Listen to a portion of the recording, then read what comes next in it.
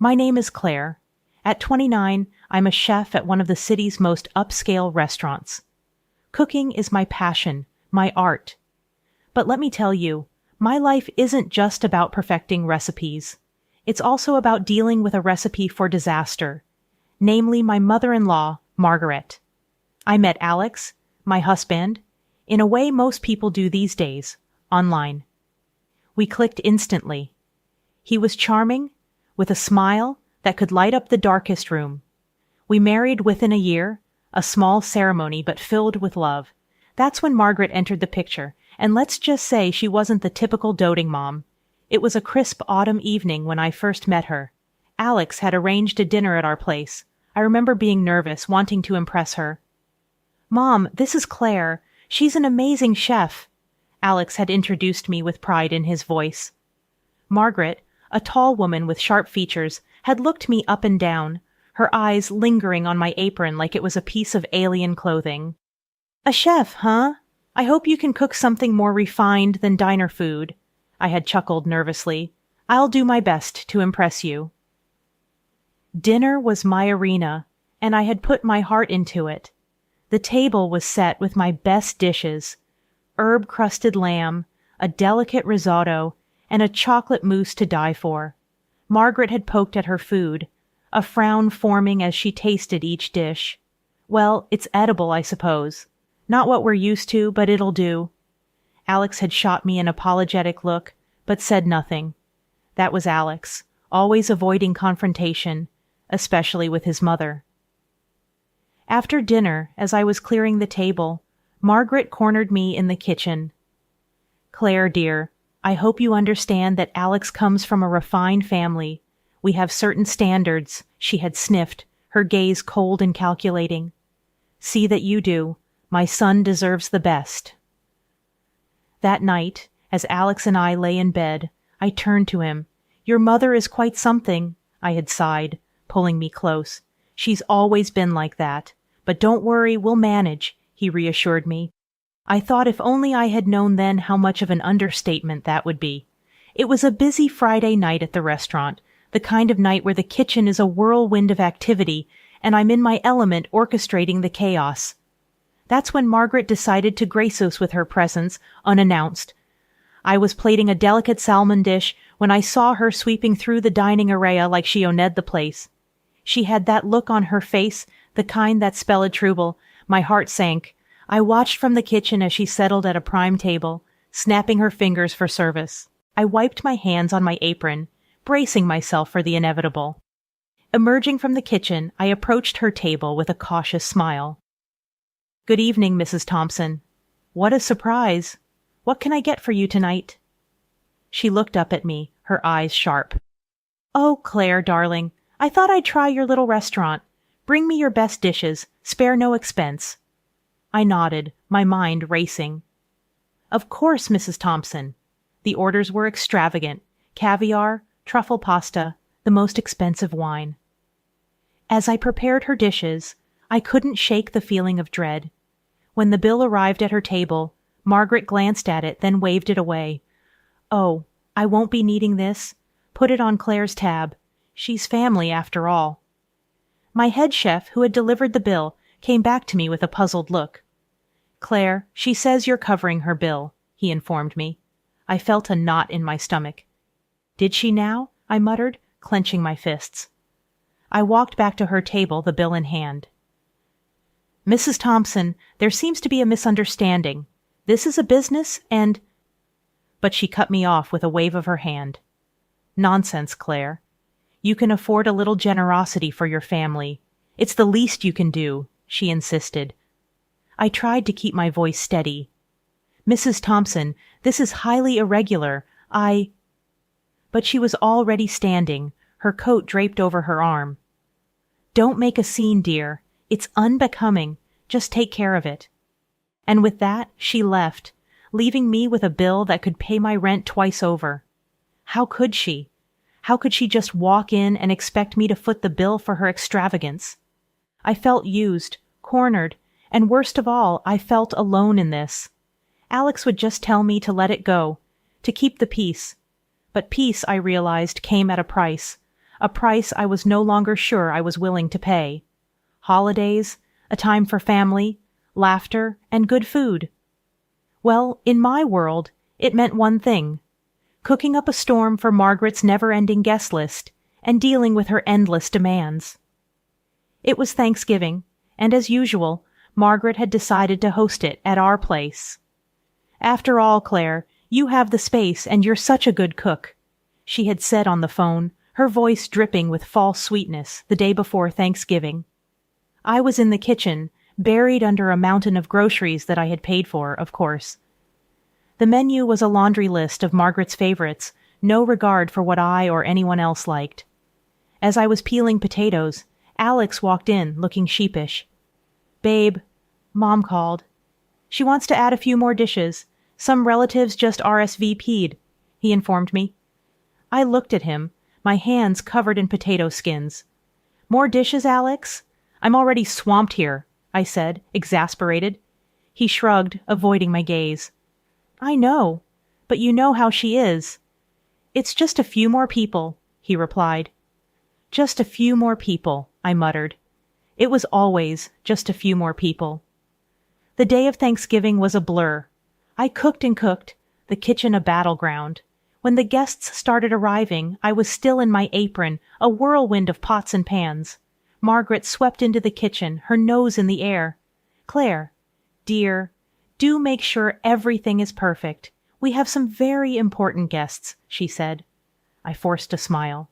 "Everything's under control, Mrs. Thompson." The dinner was a hit, or so it seemed. I barely had time to sit down, let alone eat.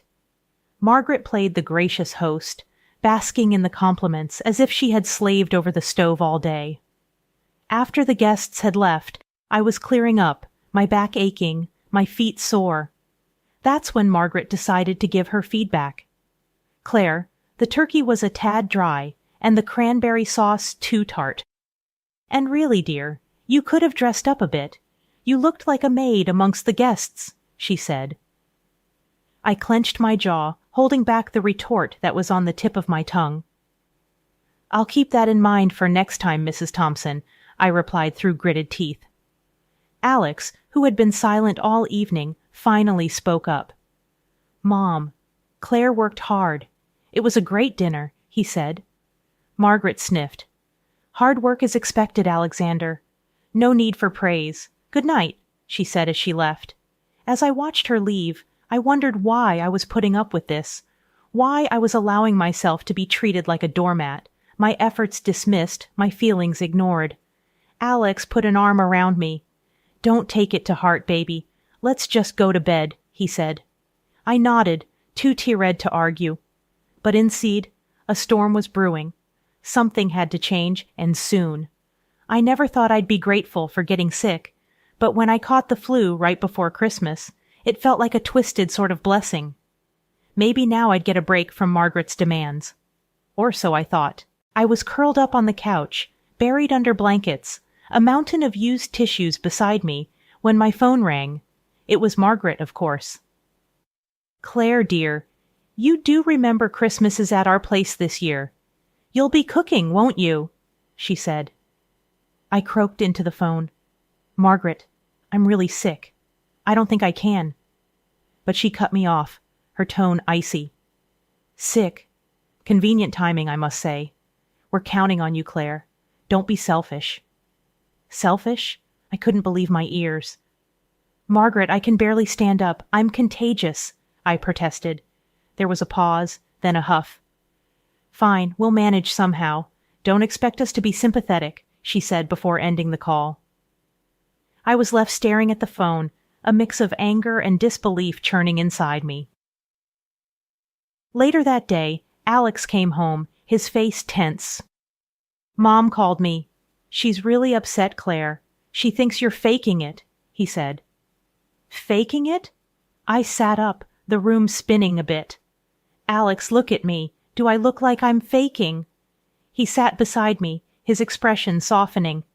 "No, you look terrible, but you know how Mom is. She's stressed about Christmas." "Stressed? What about me? Sick, exhausted, and now accused of lying," I said, frustration creeping into my voice. "Alex, I need you to understand. I'm really sick. I can't cook for Christmas," I pleaded. He sighed, running a hand through his hair. I know. I'll talk to her. Just rest, okay?" he said. Rest, right, as if I could rest with Margaret's words echoing in my head. The next few days were a blur of fever, chills, and restless sleep. Miraculously, I started feeling a bit better just before Christmas. Not great, but no longer on death's door. I told Alex, hoping for some understanding. Instead, he said, "That's great, babe. So you can make it to Mom's for Christmas, right?" I stared at him, my heart sinking. "Alex, I'm still weak. I can't cook for everyone," I said. He looked disappointed, almost hurt. "But it's Christmas, Claire. Mom's expecting us. Can't you just make a small effort?" I was fighting to get out of bed, and he wanted a Christmas feast. "No, Alex, I can't, and I won't." My voice was firm, a hint of the frustration I'd been bottling up coming through. He didn't say anything, just nodded and walked away. As Christmas Eve approached, I was still reeling from the flu. There was no way I could cook an entire feast. I decided to take a stand. "I won't be able to cook for Christmas, but I'll order dishes from the restaurant," I told Alex, my voice firm. He looked puzzled. "But Mom's expecting you to cook like always," he said. "I can't, Alex. I'm still weak." "She'll have to deal with it," I replied. He sighed, a look of resignation on his face. "Okay, I'll tell her later." When Alex relayed the message to Margaret over the phone, I could hear her shrill voice from across the room. "Order food? That's her solution? Fine, but she better not expect me to cook." Christmas Eve arrived, and the delivery man from my restaurant showed up with the food. Margaret was there to meet him, signing the delivery papers without so much as a glance. Little did she know what she was actually agreeing to. As we gathered for dinner, I could feel Margaret's eyes burning into me. "Too lazy to cook, Claire?" "Taking the easy way out, I see." Her words stung, but I bit back a retort. Alex was silent, his eyes fixed on his plate throughout dinner. Margaret's comments flew fast and furious. "Can't even cook a meal for her family. What kind of wife are you, Claire?" I clenched my fists under the table, my patience wearing thin. After dinner, as I helped clear the table, Margaret cornered me. "You've outdone yourself with laziness this year, Claire. Can't even cook a simple Christmas dinner," she taunted. I turned to her, my voice low but fierce. "I was sick, Margaret. I did what I could," I replied. She scoffed, her voice dripping with disdain. "Sick? Looks more like laziness to me. You've just taken the easy way out." I stared at her, my anger boiling over. "I'm not your personal chef, Margaret. I'm not here to bend over backward for you," I snapped. Her eyes widened in shock, unused to being spoken back to, but I was past caring. Alex finally spoke up, his voice weak. "Mom, Claire's right. She was sick." Margaret brushed him off, her gaze still fixed on me. "You've made your point, Claire. Don't expect any sympathy from me." As all the guests gathered in the living room, I stood up, the eyes of the guests curiously fixed on me. A sly smile played on my lips, a sense of retribution fueling my courage. "Before everyone leaves, I have something to say," I announced, my voice steady, yet loud enough to cut through the post-dinner chatter. Margaret, sitting at the head of the table, raised an eyebrow. "What now, Claire? Another one of your excuses?" She sneered. "No, Mrs. Thompson, it's about the dinner tonight," I replied, my satisfaction growing. "You owe $5,000 for it," I continued, holding up the invoice detailing every item. A collective gasp filled the room. Margaret's face transitioned from smugness to shock. "Excuse me? $5,000 for what?" she exclaimed. I held up the signed delivery papers. "For everything, the groceries, chef's labor, delivery, all of it," I said, my voice escalating, piercing the shocked silence. "This is absurd. I will not pay for your incompetence," Margaret declared, her voice filled with disbelief. But you already agreed to, Mrs. Thompson, when you signed for the delivery, I countered, feeling a surge of power. She sputtered in disbelief. I signed for the delivery, not for this outrageous bill, she protested. From my folder, I produced the signed delivery papers.